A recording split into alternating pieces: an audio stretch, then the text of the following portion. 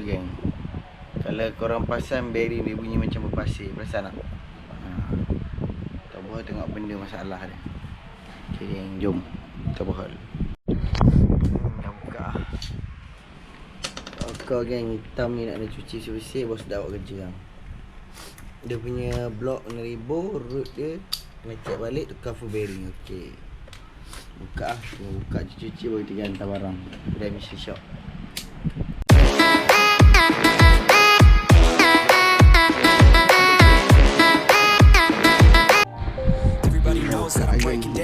Everybody knows I ain't faking now.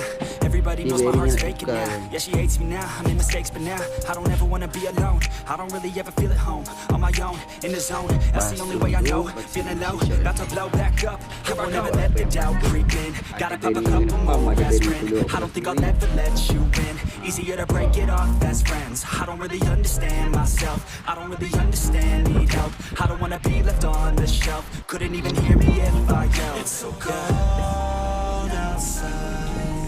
I'm alone, I'm alright. It's so cold outside.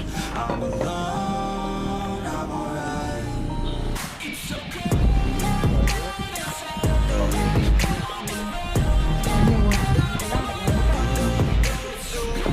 Ya, lepaskan ribah dia kotor kan.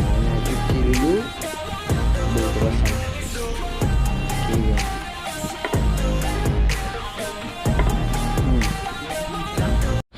Sekejap. Dah siap pasang semua. Okay, kita try start. Dengar bunyi dia.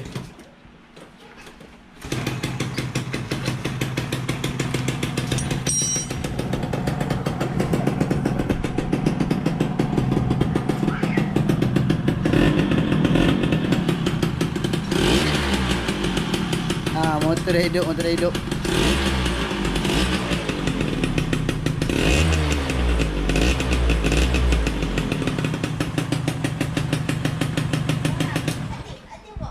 Everybody knows that I'm breaking down. Everybody knows I ain't faking now. Everybody knows my heart's faking now. Yeah, she hates me now, I made mistakes but now I don't ever wanna be alone. I don't really ever feel at home. On my own, in the zone, that's the only way I know. Feeling low, about to blow back up. I will never let the doubt creep.